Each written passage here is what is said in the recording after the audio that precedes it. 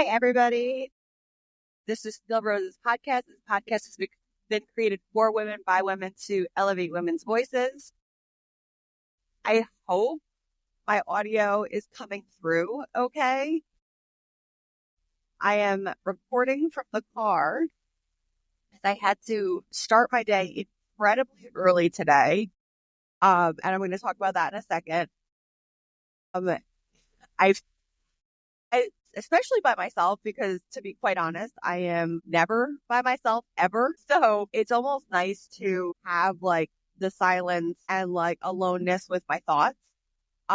It's always very interesting for me to be able to have that space because I get very overstimulated at home and it's a lot of noise and a lot to my senses in some instances. So having a moment of I'm just by myself with my thoughts is always very interesting. I like to let my mind kind of wander. My mind just will wander in different directions and I'll catch myself in like little pivotal moments in my mind wandering.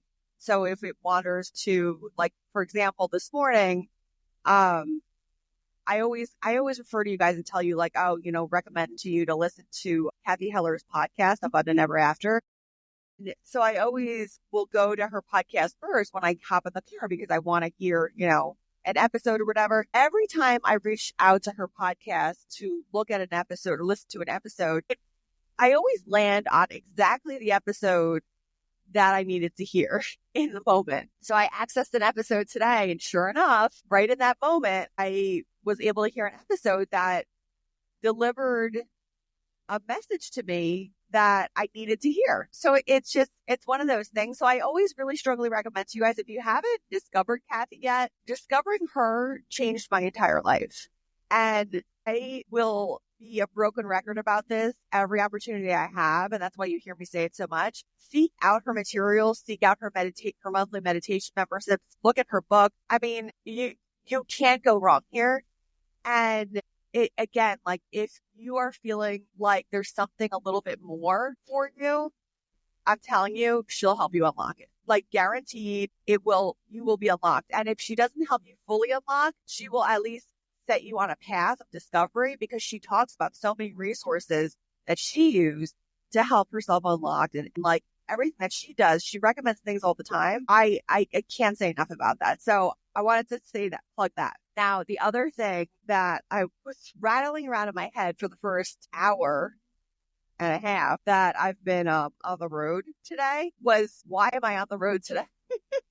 So, you all know that I love my podcast and it's my big passion and I get very excited to be able to connect with all of you. But I also have, a day job. I have to keep the lights on, right? You got to pay bills. Have often said to people, sometimes you have to, double time it a little bit for a little while until things loosen up and can be released. You can focus on the one thing that you're really meant to be doing.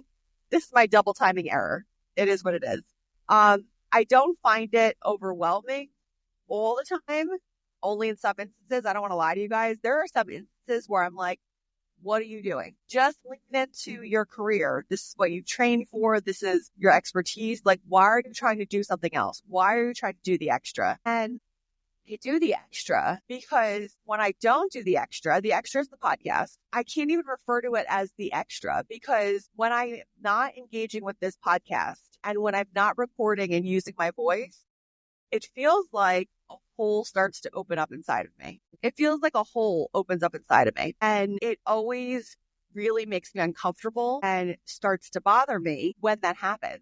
And it will start very small and it feels just like slightly uncomfortable. And then it starts to get more and more and more uncomfortable until I finally am able to sit down and record and work on the podcast. So that's actually how I know that the podcast for me, Steel Roses for me, is so much more than, it's just a podcast. This means so much more to me than anything else that I'm working on because I'm getting to use my voice, which is a huge honor. And I can't say enough about it. So the days that I feel overwhelmed, and it does happen, and I have moments of like, well, I'll say it at home. I like to be really transparent at home, or I try to be, or I'll say like, I'm very overwhelmed right now. And it's usually because it's, house needs to be clean, laundry needs to be done, or laundry, there's like 4 hours of laundry to fold. groceries need to be done. Like, I mean, it's usually just like a pile up of like, oh, well, I should be doing more with the kids, or I should be doing more with my husband, or I should be doing more for my daytime job, or I should be doing this. And notice the word should like being peppered throughout there. There's always a moment of when I start to get overstimulated and I start to freak out, there's always a moment of just take a breath here. It's okay. You don't have to do everything. And I have to self-talk my way out of that mindset of, oh my God, you're failing. You're not doing anything right. Like it just, I have to talk myself out of it. So it is, a lot to do everything that I'm doing. But again, at the same time, it feeds my soul. And I will say this, I know in particular, the podcast feeds my soul. So anything extra outside of podcasting and my daytime job to me is not something that I'm going to lean into because I know the priorities for me. Now, I do sometimes have a tendency to just like dive in and be like, oh, I want to do it all. That's just like a knee-jerk reaction because I have always tried to, quote unquote, do it all. Again, not my best recommendation and not my best time. Sometimes it happens. It's a knee-jerk reaction. I want to volunteer for stuff all the time. And then I'm like, oh my God, why did you do that? So it's about not spreading yourself too thin. I said something to that effect this week to my new team because I see it in all of them. They're all so wonderful that they're always like, oh, I'll handle it. I'll deal with it. I'll take that on. I'll take that on. And everyone is always so kind and wanting to help each other out. And I said this week, the reality is you cannot do it all. You do have to ask for help. You have to raise your hand and say, I'm overloaded. I can only focus on this. That's it. So there are those moments of clarity needed.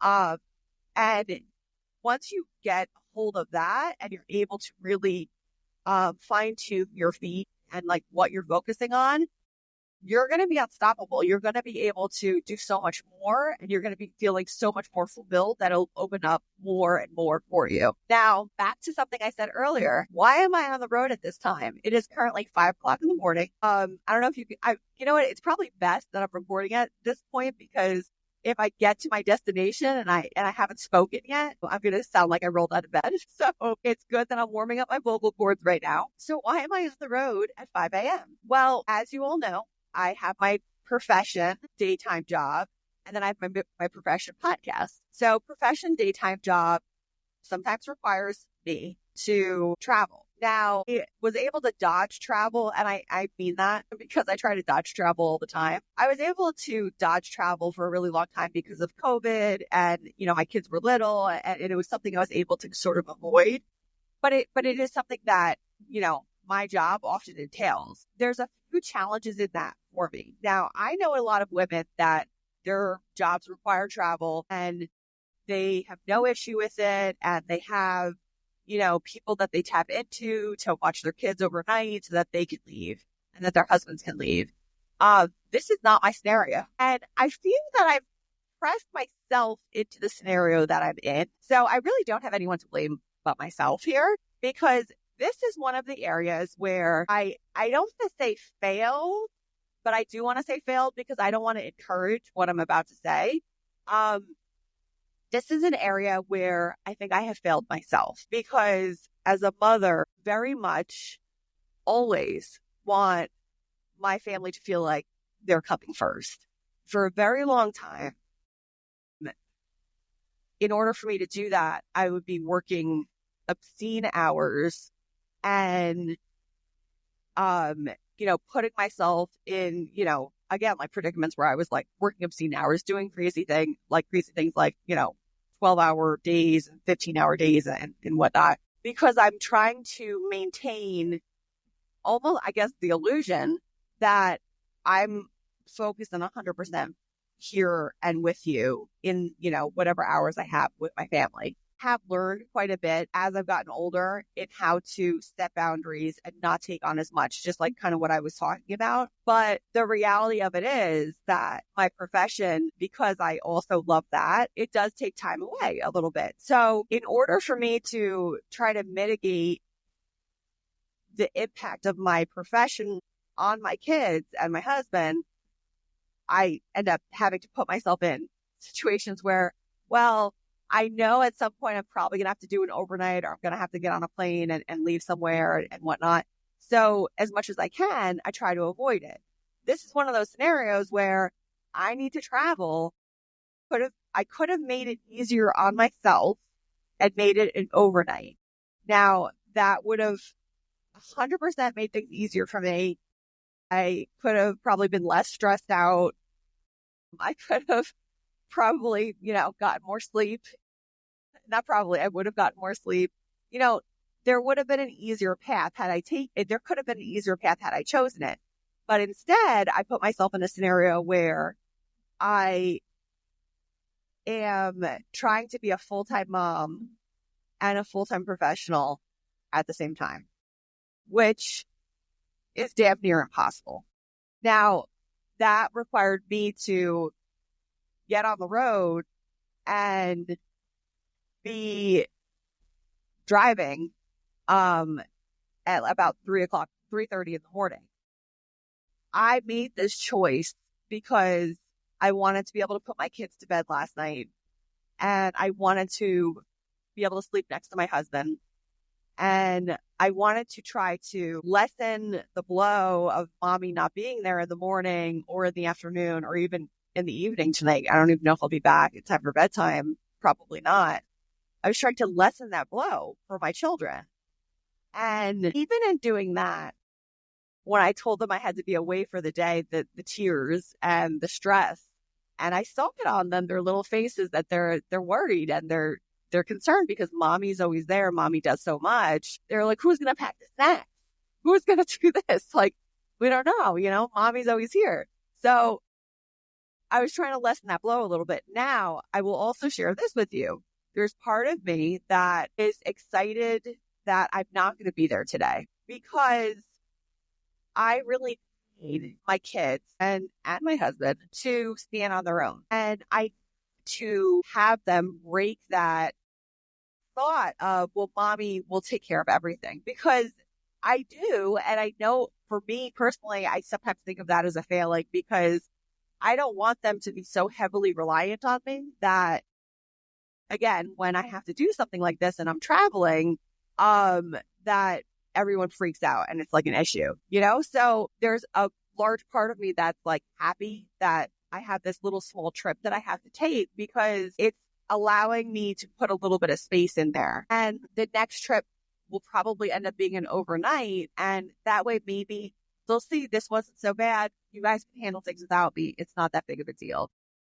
That's really where I'm trying to push towards a little bit because I need them to, while I'm home, still be in the habit of, you can still do things yourself. Like I know that mom can do everything for you, but you can help too. You can get your own snacks. You can get up and get your own water. Like you guys can figure out food. Like it doesn't always have to rest on mommy's shoulders. So ultimately, that's kind of the lesson that I want them to take away from today is like, they can survive without me. And that way, the next time I go somewhere, it's not as traumatic for everybody. The working mom shuffle is how I quite often refer to my situation. So key takeaway here, I'm not sure what it is because again, I've been awake now since like the wee hours and I probably won't be able to sum this up properly because I've kind of rambled a little bit here, but I wanted to just put my top of mind thoughts out there and, just let you guys know I'm here this week, super busy as usual, but it's all good. Don't forget Sunday, guest episode airs 8 a.m. or 9 a.m. Eastern every single Sunday.